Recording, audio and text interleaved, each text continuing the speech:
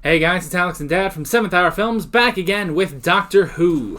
Last time on Doctor Who, we looked at a 10th Doctor episode, The Waters of Mars. Dad, what all happened last time? Well, the Doctor appears on Mars in the near future and finds out in somewhat of a reverse of the War of the Worlds scenario that we have been kept safe from Mars by basically filtering the water. But when the filter breaks down, all hell breaks loose. Yeah. Very well done script. The production value is just outstanding. Just the sets and the costumes and the writing. And then, of course, at the end, the twist when the Doctor tries to alter the timeline. Yeah. The person that he saves then corrects the timeline by doing away with herself. So. Yeah, because to her, no one should have that kind of power.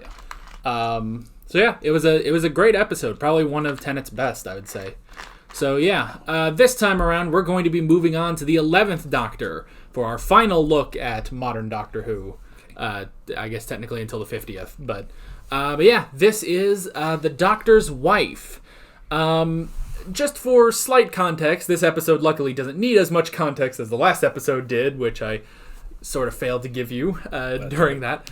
For context on this, the 11th Doctor, this is his second season. He is currently traveling with Amy and Rory. And they will slightly mention it in here. There's sort of an ongoing plot this season of the Doctor is supposed to die at some point. We're not sure when. Actually, at the beginning of this season, you do see his death, but that's like a future version of him. So they do kind of reference it, but it pretty much plays no part in this episode. So, and I think didn't last week we speculate that at some point the Doctor was supposed to have a wife because in 1963 he has a granddaughter, so unless she's adopted, at some point he does have to have a wife and a child and then a grandchild. Yeah, it's just they never really show his family outside of Susan. So yeah, but it'll be interesting to watch this episode again for me. So you've already seen it? Yes, I have already seen this episode. Next week we will be back around to the classics. Okay. We're going to be getting into every anniversary Doctor Who has ever had, and we will be starting with the 10th anniversary, which is the 3 Doctors. Okay. So it'll take us back to the first 3. Now, was the actor playing the first Doctor William Hartnell, or did they have to get someone to basically play him? I think it is still Hartnell. But I think I heard that he has a very reduced role compared to the other two. So I would imagine maybe it's just a cameo for him. But yeah, I do think it is him. Okay, that'd be cool. And then later on they'll start to get a new actor. Yeah. So, but yeah, that will be next week. In the meantime, we do have the Doctor's wife to get to. So yeah, let's just go ahead and get right into this episode of Doctor Who. Here we go. I only wish I could go in your place, Idris. Nah, I don't, cause it's really gonna hurt. It's starting. Oh, and there's a nude. That creature that you were confused about at the end of the last episode. What will happen? Don't think I've ever seen both doors open. Now, come here. It's not Come often. here, you scrumptious little beauty. A box? Doctor, what is it? I got mail. Tesseract. Well,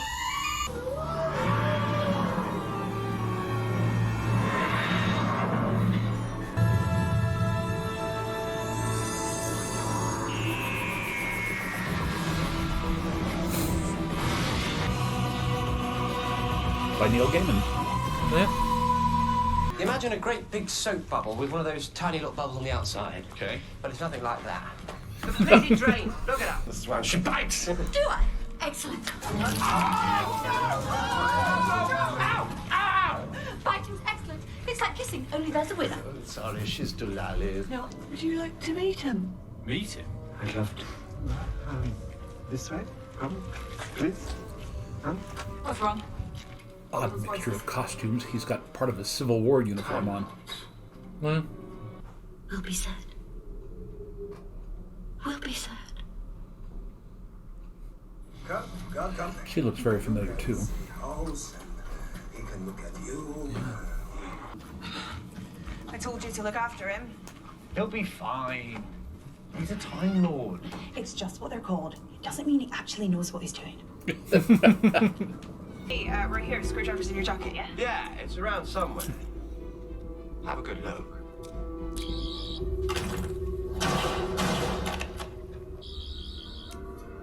Did you do that? I didn't do anything. Right, jacket. Come on. Well, it was in his jacket, from a certain point of view. Thank you, George Lucas. But this is what the U-translator picked up. Cries for help from the long dead. Boxes will make him mad. He's not trusting us and is being emotional. This is bad. This is very, very bad. Yeah. I think it probably is. Sometimes I hate being right. I don't understand. Who are you? You really not know me. Oh, what do you call me? We travel. I go. She's the TARDIS. Time and relative dimension in space. Yes, that's it. Names are funny. It's me. It's the Doctor's wife. TARDIS. No, you're not. The first time you touched my console, you I said, said you were the most beautiful thing I'd ever known. then you stole me. And I stole you. I borrowed you. Borrowing implies the eventual intention to return the thing that was taken. What makes you think I would ever give you back? Oh, sorry. Do you have a name? 700 years, finally, he asks. So what I call you? I think you call me sexy. Only when we're alone. We are alone. Come on, sexy. Corridors. I have corridor. That's what Auntie and Uncle were for, wasn't it? Someone to make suffer. I had a PE teacher just like you. You need to be entertained. And killing us quickly wouldn't be entertainment. So entertain me. Run. The voice of House, by the way, is Michael Sheen. Aziraphale. Really? Yeah. Sounds a lot lower than his normal voice. Yeah. I have half you.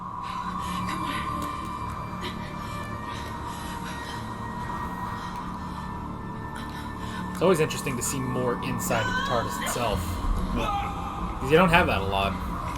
There's a sign on my front door. You have been walking past it for 700 years. What does it say? That's not instruction. There's an instruction at the bottom. What does it say? Pull to open. Yes, and what do you do? I push. Every single time, 700 years, police box doors open out the way. I think I have earned the right to open my front doors any way I want.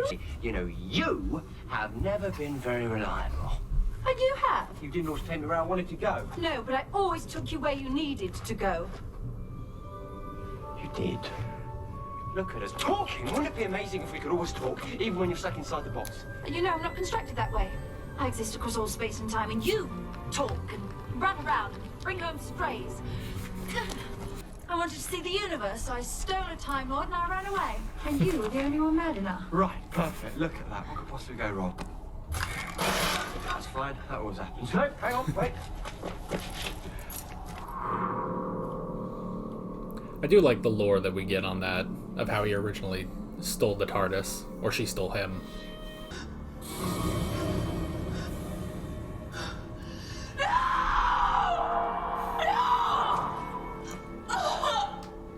Amy?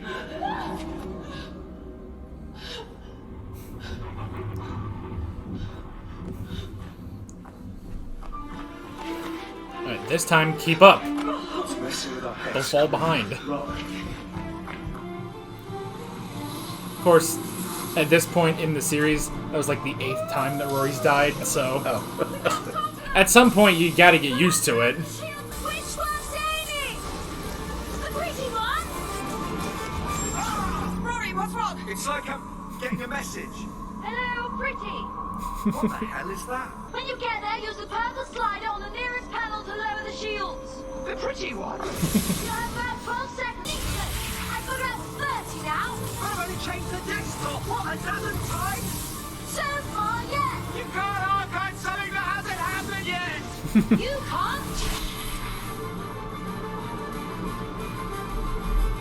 It'd be cool if they got to one and it was in black and white.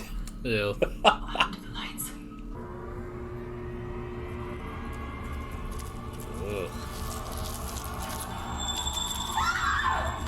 This way. Come on, run!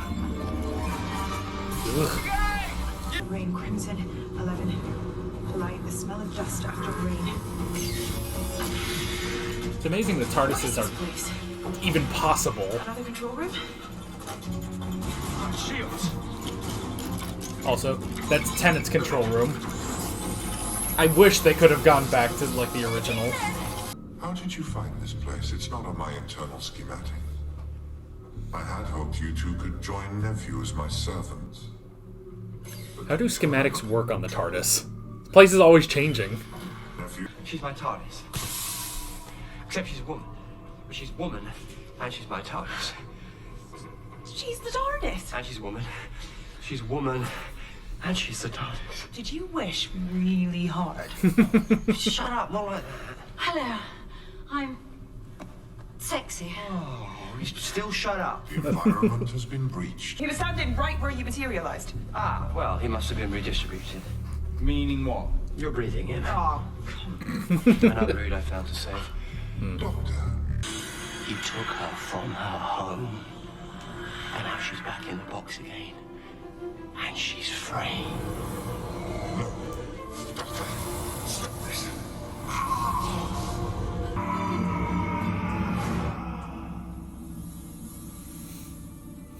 Doctor.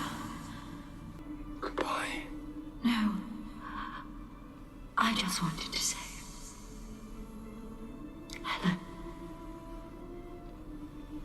Hello, Doctor. It's so very, very nice to meet you. Sorry. At the end, she was talking. She kept repeating something. I don't know what it meant. What did she say? The only water in the forest is the river. She said we need to know that someday. It doesn't make sense, does it? Yeah. No, it's foreshadow for a later episode. Okay.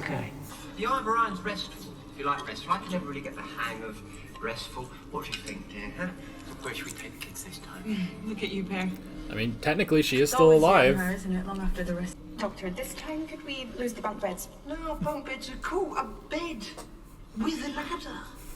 You can't beat that. It's your room. Out those stairs, keep walking till you find it, off you drop. Keep walking till you find it. Doctor, do you have a room? This place is infinite. We're silly old. Okay. The Eye of Orion or wherever we need to go.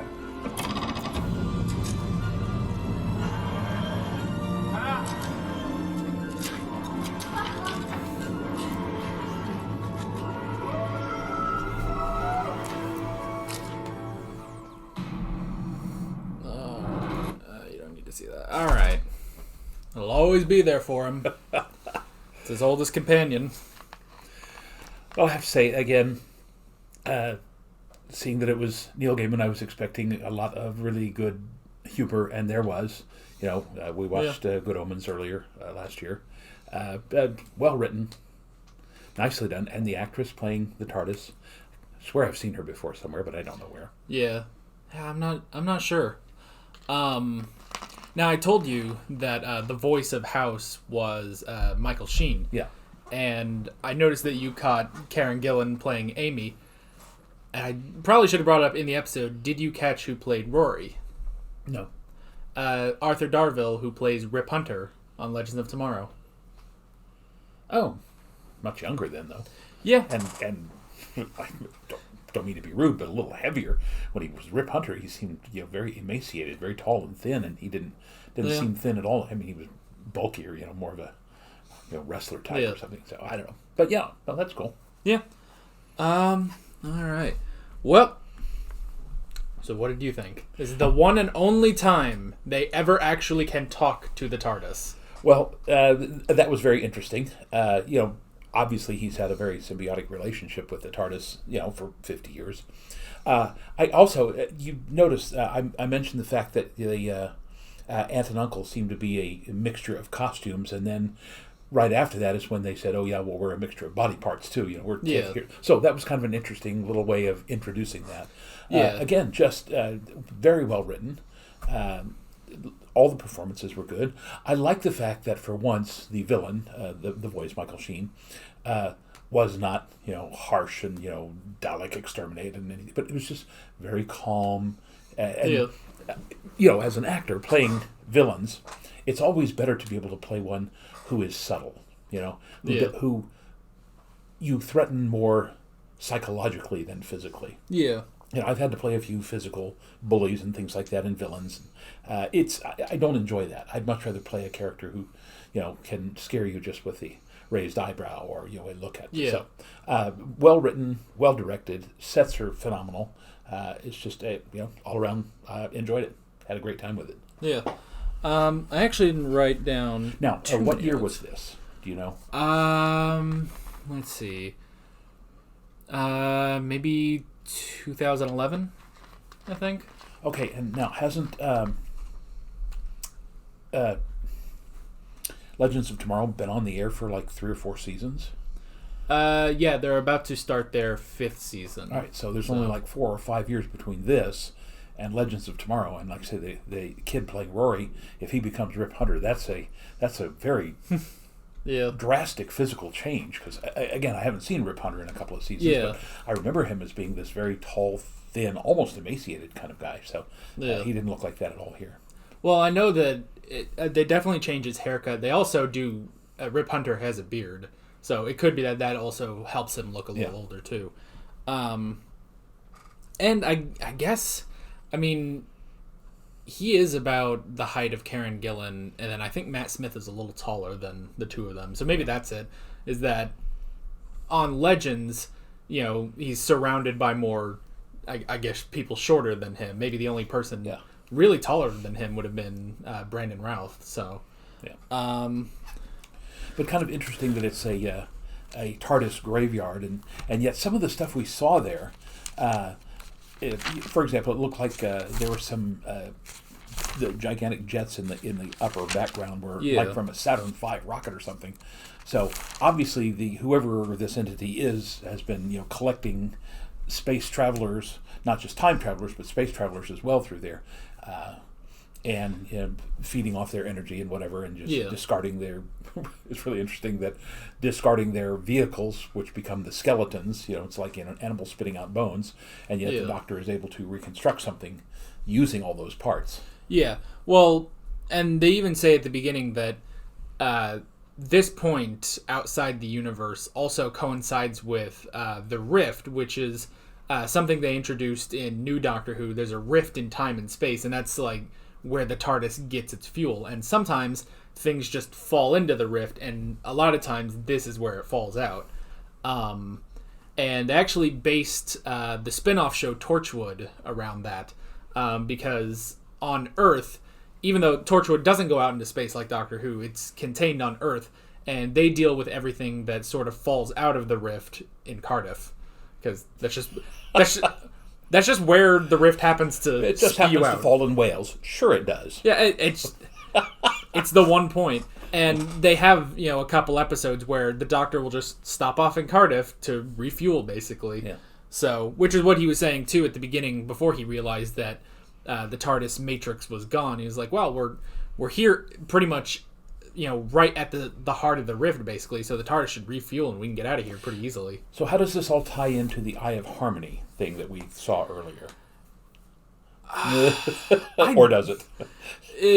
They haven't made a full connection, because it's only recently, actually, in the most recent episodes that I've watched, which are more around the end of season 7, where they reintroduce the Eye of Harmony. So, it is a little confusing, because it does seem like, okay, well, it's the Eye of Harmony that also powers the TARDIS, but the rift gives it fuel. Maybe it's almost like, like the rift would be the gasoline in the car, whereas the Eye of Harmony is the electricity or the oil, basically. Okay. That maybe. I say that with limited knowledge of cars. I don't even know if what I said perhaps we're getting right. too far into this. Maybe some things are better left unknown. It's tricky, but that's the thing, is that it's only very recently that they reintroduced the Eye of Harmony. So the most I really know of it was from the movie that we watched. Which also, similar to the movie, we got to explore a bit more through the TARDIS. Yeah. Even though in this episode it was really just corridors. And the archived TARDIS control room, which I liked. I do wish they could have gone into maybe an older one. That one was just the one that Tennant and Eccleston had. So yeah, but again, think about how fascinating that could have been if they had recreated Hartnell's control room, and they walked into it and they were still in color, and it was in black and white. You know, and then they'd have to go, oh, wait a minute, maybe there's an adjustment here, and then it could come into color. But talk about a missed opportunity, is to be able to go in there and just go, what the heck is this? And then realize it was one from hundreds of thousands of years ago, although it was 50 years for us. Yeah, which, I mean, that's the thing is that, because this is just, one episode in the season. It just happened to be that they still had that older TARDIS set. So I would imagine with Hartnell's, they would probably have to rebuild it. Although that one was pretty simple. Yeah, and with modern CGI, they could have used a basic shot of that one and just have them like open a door and look in and go, wow, that's really an old one, and then just something. But yeah, it's such a fun bit that rather than running around in the corridor so much. Although that was an interesting thing, poor Rory getting stuck for 2,000 years waiting for her, and how did he survive that and all that?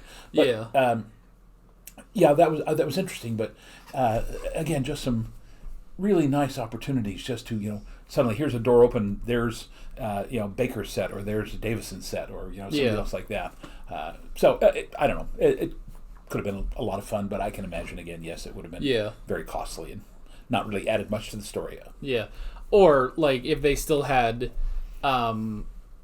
Like when we watched Earthshock, and at the beginning of that, the Doctor goes into Adric's room. It would have been interesting if they just went into like one of the old companions' rooms. Now, at the end, again, since I have not seen this, when Rory and Amy say, "Can we have a room without bunk beds?" Is there an implication there? Well, the two of them are married. Oh, okay. Yes. Okay, because a lot of times his companions are completely picked up in different planets and solar systems. Well, that's the thing is that in modern Doctor Who,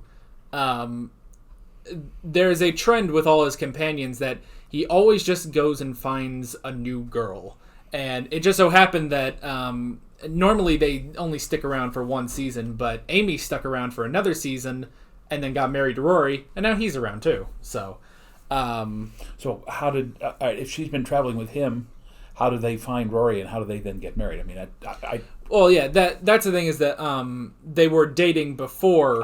Okay.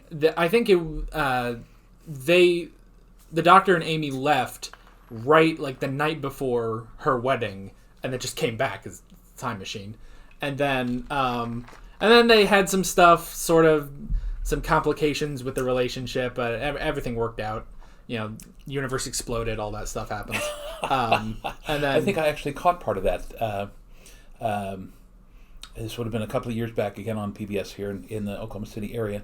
But he was trying to prevent the end of the universe, but the only way to do that was for him to die or something. I don't remember. But I do remember seeing some complicated storyline like that. There was that was the end of season 5, where he basically. The universe was going to be destroyed, actually because the TARDIS was going to explode and destroy the universe with it. And so, all of the Doctor's enemies actually teamed up to lock the Doctor away, because they figured, okay, if the TARDIS is going to explode, the only way that's going to happen is if the Doctor is there, because the TARDIS doesn't work without the Doctor. But it ended up not working. Also, they were back in ancient Rome. Rory became an Auton. It happens.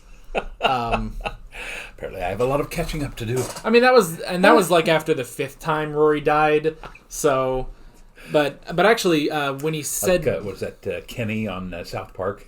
Yeah, they keeps dying over and over again. It is a trend that Rory always dies. And actually, when in this episode, when Amy finds the old Rory, and he says, 2,000 years I waited, and you did it again. Because actually, so the universe blows up in Roman times, and a lot of complicated things happen, and Rory basically has to take the long way to get to the present because he's made of plastic. He doesn't age, so he does wait that 2,000 years, and then he waits more here. So, okay, yeah. Which again, I kind of said it's amazing that these TARDISes function at all with some of the crazy features that this has, like the fact that she's going through just fine, yet that version of Rory has been sitting there for who knows how long. Yeah. And how does he survive there? It does lead into all those questions. Now, again, though, this does tie back into something we saw last year where they first discovered that the TARDIS was alive. When the TARDIS was trying to tell them there's something wrong, that one of the console panels was stuck or something, and they kept going further and further back in time. So it all ties in that we finally get to meet the personality that is the TARDIS. Yeah. And then she does say what we've said all along. It doesn't take him where he wants to go. It takes him where he needs to go. Right. Which is why it's always funny, because this is really the first time they explain that. But it's always funny when someone asks, like, okay, well, can you take me back to, this moment just 5 minutes later? And he's like, of course I can. It's a time machine. It's like, no, you can't. You never go the place that you're supposed to go. So yeah. Well, theoretically he could, but the TARDIS doesn't let him. It depends on if the TARDIS will let him, which only now does he discover that's been the case the whole time. Which actually before... the biggest example was before Dalek. After the first couple adventures with Christopher Eccleston and Rose, they went back to where she lived, and he was like, well, it's 12 hours later. And then she goes into her apartment, and her mother, just hugs her and, starts crying. It's like, well, what's wrong? What happened? And then the doctor comes in and is like, oh, I thought it was 12 hours. It's been 12 months. Sorry. But then there's a whole alien invasion, so it makes sense. The TARDIS brought him there for a reason. Yeah. So yeah, let's see. I did definitely write down more the first time I watched this than now. Let's see. It was interesting, just the concept of just this like asteroid outside of the universe and the way the doctor describes it as sort of a sea urchin. It's like, okay, well, we're on the outer shell, and inside is the more, is the actual creature. The gooey stuff. Yeah. And it's also interesting that it's like, okay, he's been taking care of these, 4 people here. Although it's interesting that it's like, okay, these 4 people, auntie, uncle, Idris, and nephew, they've all been here for who knows how long, and, how long since they, came through the rift. But it's like, okay, well, only the aunt and uncle had to be like completely repaired, dozens of times, whereas the nephew was completely fine, and even Idris was completely fine. Yeah. So didn't seem to be, coupled together from other pieces. Yeah, she seemed to be fine, and you can honestly question, it's like, okay, well, where exactly did she come from? Because you can just assume that was the dress she was in. The costume, to me, looked late 1700s. It was almost French Revolution. Low-cut dress, but with the big bustle on it and all that. Which also, Auntie looked a little bit like that. Again, I mentioned the uncle seemed to have a bit of Civil War costuming, which would be mid-1800s. So, yeah, they could have conceivably done that a little bit better with, like part of a Roman toga, or, so that we could definitely see the different costume periods, because Idris, if that was the girl's name, who became the TARDIS, her costume seemed to be all of a piece. It didn't seem like she had been cobbled together. But they could have put a little bit more distance between some of the costume parts to let us understand ahead of time that, these people are not what they seem to be when you first look at them. Right. Well, and it's also interesting that it's only these 4 at this point. And it's like, okay, well, there had to have been other people that have been falling through this rift. Other than, it's like, okay, it's the four of them and just a ton of Time Lords that have unfortunately been falling through the rift. And apparently none of them are as clever as the Doctor to escape. Although, I guess No, I guess their situation is different. I was going to say, why is it the Doctor is the only one to escape, but that's only because House tried to escape in the TARDIS. Yeah. So otherwise he would just eat the TARDIS and they'd be stuck there. But the other thing, if I understand the story of the Time Lords correctly, aren't they literally not supposed to interfere? They're basically there as watchers or observers, but the Doctor is the one who goes around and meddles in the affairs of humans. Etc. Yeah, that's true. So they would be they would go in thinking, I'm just here to observe, this is where my TARDIS has taken me, and then they get caught. And then he comes in and goes, hey, wait a minute, there's something is wrong here. And so, Yeah. I mean, I think they've set it up previously that the Time Lords wouldn't have been suspicious because they were only observers, or, not like our Doctor. Right. The Doctor is... I mean, the Doctor is definitely different. Honestly, that's why he calls himself the Doctor. He tries to differentiate himself from the others. Which even, you could say the Master does that as well. He just does it to a much darker degree. Although we did have the Time Lord he was trying to find through the mail he got. He did say the Corsair. So it would have been maybe another sort of, I guess, rogue Time Lord. Yeah. Because if I recall correctly, a Corsair was a name for a pirate. That would have been, late 1700s, early 1800s. Yeah. If I recall correctly, the Barbary pirates, that whole Barbary War, United States and Tripoli, early 1800s, Thomas Jefferson. Nobody quote me on that because I haven't studied American history in a long, long time. Yeah. But that sounds, again, right around that same time period. So. Also, I feel like I can't tell if we've heard the name Corsair before on here, or if I am just remembering the fact that I already watched this episode. Yeah, because it doesn't sound familiar to me. Yeah, so it must be that. But it would be interesting if we actually, while we were going through Classic Who, if we met the Corsair. So that would be interesting. Maybe we will over the next 2 years come in contact with him. 2, 5, I don't know, something like that. Let's see.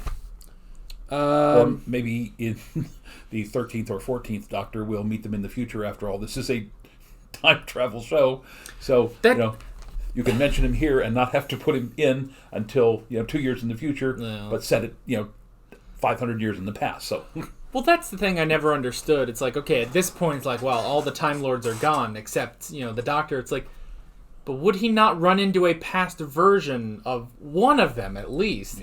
Yeah. It's like you should run into a past version of one of them, and then that would be interesting for them to meet a future version of him. And of course, you gotta keep it under wraps, the whole what happened with the Time War and everything. So, which was also an interesting thing when he was saying like, oh, I just want to find a Time Lord, and Amy's like, what do you just like? Why would you want that? Because you would have to tell them that you ended the entire, every Time Lord. And he was like, and she just realized, like, you want to be forgiven. And he's like, well, don't we all?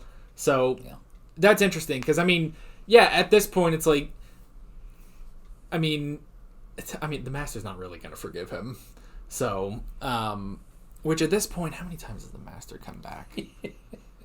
I think since in the new revival, the Master's only come back twice, and both of them were in Tennant's run, and I don't know, he's just crazy. So would be interesting to see Michael Sheen come in a future episode as the Master, as a new incarnation. Although didn't they say that in one of the was it in the animated one that we saw that Derek Jacobi was the voice of the Master? Yes. Yeah, he's a wonderful British actor. Done a lot of Shakespeare. He was also in that. I don't know if you remember seeing the film Gladiator. He was I think he was the senator who was trying to help Russell Crowe's Gladiator character defeat the horrible Emperor Commodus. So anyway, he's a great actor. Yeah.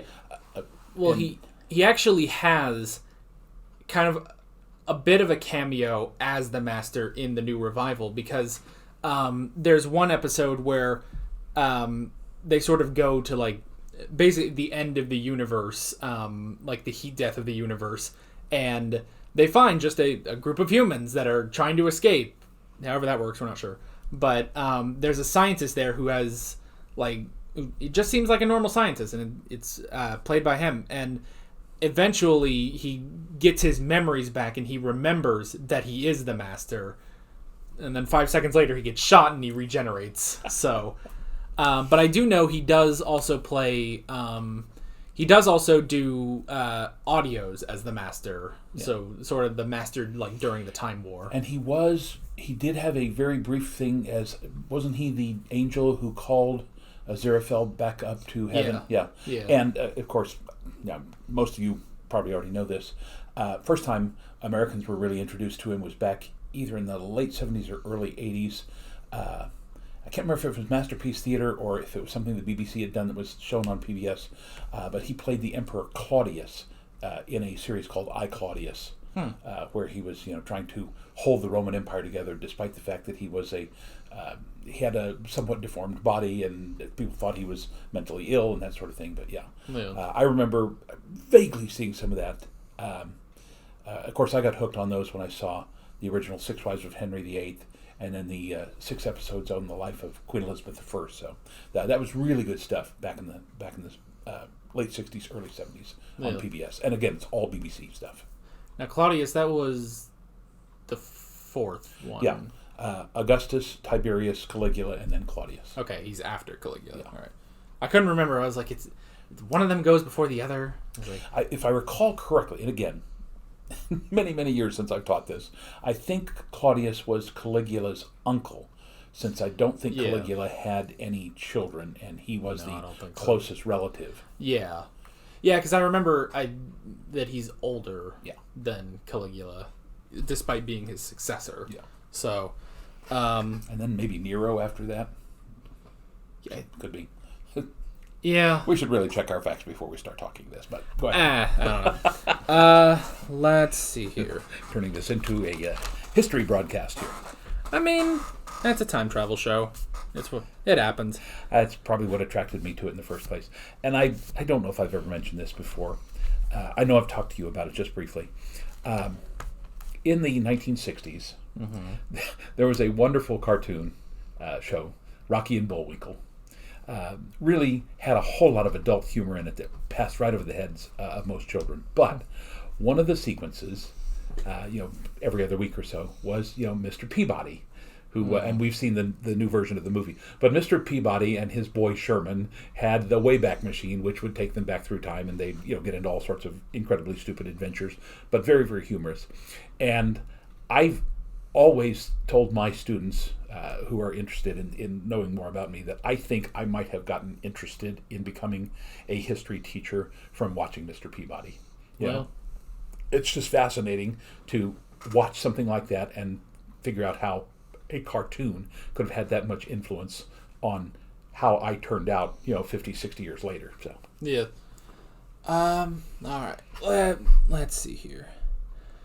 I did like how Idris, the human version of the TARDIS, I like that, like, almost none of her thoughts were really almost coherent. Like, she got better as she went along, but it's just because she kept going back throughout the entire timeline, because that's just how the TARDIS works. Yeah. I did like that, and she's always going through, like, trying to figure out the right tense and stuff like that. Yeah, the actress who did that, and again, the writing, just excellent, just fascinating to watch her put that character together and finally realize, oh, wait a minute, you'll understand that in the future, even though I'm saying it now. So I mean, just great little interconnected bits of writing there. Just well done, very well done. Yeah, and I believe this episode was originally written for the 10th Doctor, but it just didn't happen until later. And so once they okayed it for the 11th Doctor, I think Neil Gaiman went back in and basically, like, 11'd it up a bit, like added in more of 11's personality. What did you think of the 11th Doctor, by the way? Well, he seems to be a little more manic than David Tennant's number 10, and certainly way more manic than most of the others. Even more so than Tom Baker, and I always thought Tom Baker was kind of manic. Yeah. I did have a hard time understanding, every now and then I was going, oh, I sure wish I had the subtitles here, the closed captions, so I could understand every word they were saying. Yeah. But because of just the way it was directed, the way the actors were doing it, it was easy to follow, even though I couldn't catch every last syllable. Yeah. I always find that with 11, he's almost like a mix of Troughton and McCoy, actually. And I actually find that, like, of the 3 modern Doctors that I've seen, I feel like he actually plays the jaded old man very well. There are a couple scenes, especially, there are a lot of scenes actually where he reminisces about stealing the TARDIS, and it does actually work. Kind of when he calms down, he's like, yeah, it's daft old man stealing a magic box, So it is interesting because he does sort of have that more childlike personality. And I'm sure that the viewers in the United Kingdom appreciated that little exchange that they had where, she said, how is it that you never learned that the doors open outward? And he says, I'm the doctor, I should be able to open them inward if I want to, or whatever he says there. Yeah. But that's just a fun little bit. Again, it's the incredible attention to detail like that. That's just the sign of a brilliant writer. Yeah. And I like that too, that it's like, because it's like, oh, this is the first time they've ever talked.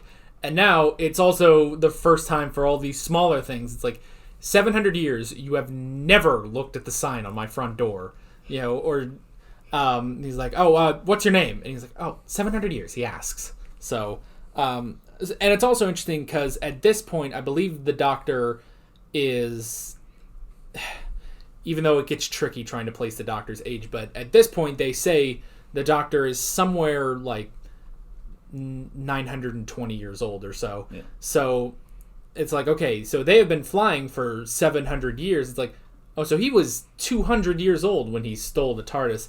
And then I think I brought this up the first time I watched this. It's like, okay, so he stole the TARDIS and then he left. And they say it's like, oh, well, he says he borrowed it with the intention of bringing it back, but he just never did. And now we're all the way here. And I did bring this up. It's like, so did this old man just abandon his wife and his family and just leave? It's like, is that... Because I've always wondered, like, what is the lore with his family? What's the story with his family? All we ever know is Susan, and the title of this episode, trying to trick you, thinking, oh, we're going to talk about the Doctor's wife. It's like, well, no, we're going to talk about the TARDIS, which is interesting. But yeah, it's like, did he just leave? Like, and then eventually he came back, picked up Susan, and then left again. Yeah. So it's just interesting because it's like that is just a piece of lore. His family is just a part of the lore that they just will not tell us.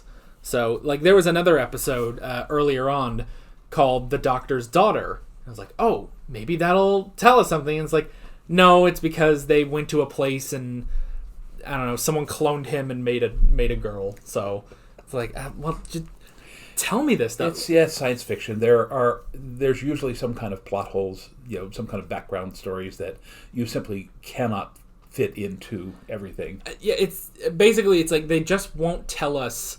They shy away from telling us what happened before an unearthly child. And the most we get is, here explaining that he pretty much found the TARDIS, which was pretty much decommissioned and already going to be a museum piece. And he walked in because she let him in, and the two of them stole each other, and then they left. Yeah. And the rest is basically just history. But that's all we get, basically, of the Doctor's backstory, I guess. Yeah.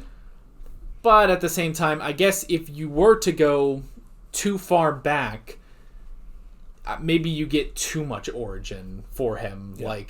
Because if you go far enough back to his family, at some point you're going to find his actual name. Whatever name he was born with before he chose the Doctor. Which later on, because I'm towards the end of season 7, they are making that more of a big deal. It's like, oh, what is his name? It's sort of the secret he always keeps. So, yeah, it is just a little frustrating. Well, yeah, I mean, because if you think about it, if he was on Gallifrey and managed to steal the TARDIS, well, was he a Time Lord before he stole the TARDIS? Did he have other TARDI or TARDISes? What do we call them? Well, before that, there's was he some functionary? Was he like, a civil servant or an accountant or something, and said, you know what, I think I'd like to go exploring myself. So there's a whole bunch of stuff that they'd have to figure out that just, it's worth to say, you know what, let's just say he stole the TARDIS, it stole him, and we'll leave it at that. And that it would just be there would be too many loose ends to try to tie up to go back and fix that story. Yeah, that is true, because it's like, okay, this TARDIS, it was old, so it's like, okay, well, there were newer TARDISes. I'm pretty sure he was a Time Lord before he stole the TARDIS. And they've said previously, it's like, TARDISes are made for multiple pilots. Like, they're supposed to have, 6 pilots per TARDIS. Yet, he's going around, and it's just him. Maybe occasionally he has, Susan towards the beginning. But for the most part, it's just him. So it's like, yeah, maybe he was on another TARDIS. Maybe he was just a crewmate, and he had a captain. And are the other TARDISes alive, or was this one, that would be an interesting story to say that it's the first one to achieve sentience. That it's the first one to gain a personality and say, you know what, this guy seems a bit of a rule breaker, a wanderer. So hey, open the doors, come inside, let's go off on some adventures. I mean, there's all sorts of stuff you could do. But as you can see, 50 years later, there's so much that has happened that if you try to go back beyond that point, it's impossible, literally, to come up with a story that ties up all the loose ends. Well, and also just the fact that none of this was planned ever.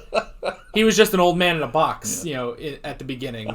Only in the fact that in episode 3 that they established that, the TARDIS is alive. It's trying to tell us something, and he doesn't even know that because they're just sort of writing it as they go.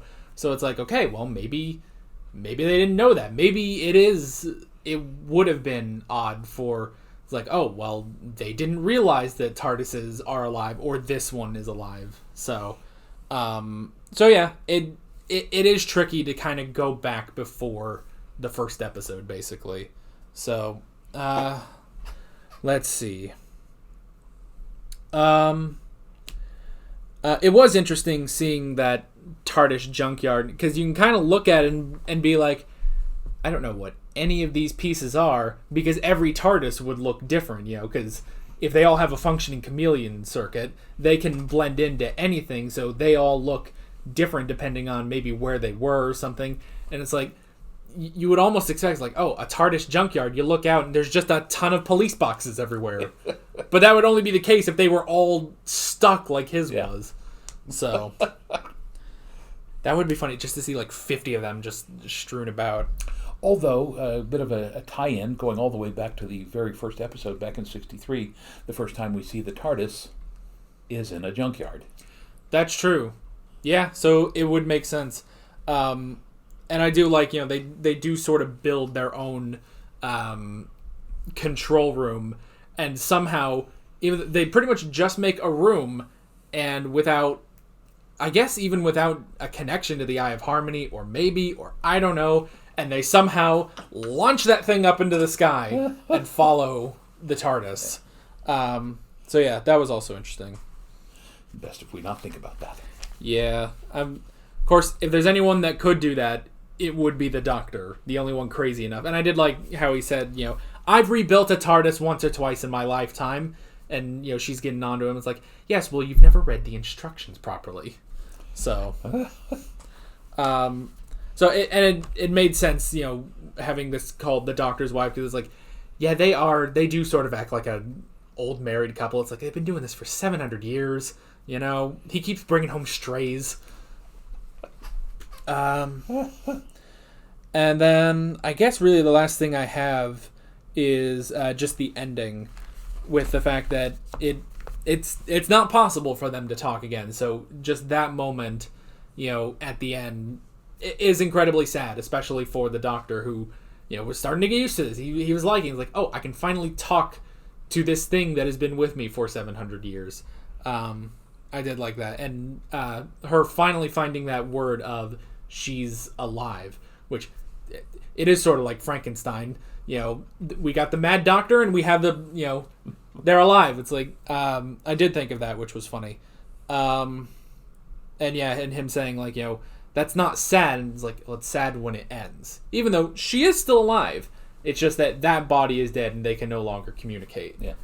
Which is also interesting. He said, like, you know, older TARDISes weren't made to be able to communicate with them. And it's like, yeah, but you're the Doctor. You could probably hardwire something. A speaker, anything. Yeah. So, oh, and we also did hear the bit of foreshadowing that Rory brought up with, you know, the only water in the forest is the river.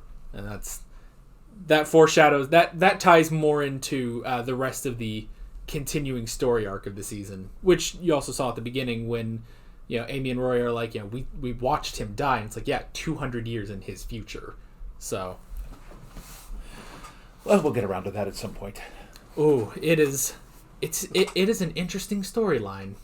It would, like, because people have said, like, oh, wouldn't it be cool if, you know, Dad caught up and, you know, he watched Doctor Who with you, and it's like, well, yeah, that would be interesting, and maybe we will get to that someday. It's like, season 6, this is the season, it's like, yeah, that would be interesting to see what you would think about that, because it gets complicated, and very, very complicated, and very, You'll keep using that word. I'm not sure you know exactly what it means. Oh, I know what it means. I'm using it properly. It's okay. it's just tricky. It was definitely an interesting season. Okay, then. Yeah. But that is pretty much that. Next week, like I said at the beginning of the episode, we will be back to the classics. We will be moving back to the 3 Doctors. And then the next time we watch Modern Doctor Who, I guess will be the 50th anniversary. Okay, so that's coming up next month. You said February, I think, the last time. Did I? Maybe I did. That would make sense. I just finished episode 10, and I just finished episode 10 of season 7, and that's about episode 14-ish. So, let's see. That's where I watch it. That's where you watch it. I can... Yeah. Sometime mid-February-ish, we will watch that. So, well, let's hope it's not directly on Valentine's Day, because Mom and I will probably be celebrating our anniversary somewhere out of town. But we'll figure it out. Oh dear. Well, then I'm going to have to figure that out. It's Saturday the 14th. Yep. Saturday is the 14th. Well, we'll figure it out. We'll do something. Yeah, we'll figure something out. It'll be fine. We'll watch the 50th anniversary at some point. Okay. So, yeah, that's pretty much that. You got anything else? I'm good. All right. Then, yeah, that is pretty much that. With all that being said, we're Alex and Dad from 7th Hour Films, and we will see you guys next time. Take care. Alright guys, thanks for watching this video. If you want to watch more of our Doctor Who reactions, you can click on the playlist, you can subscribe if you haven't done that already, and be sure you hit that notification bell. You can support me on Patreon and follow me on social media, links below in the description. See you guys later.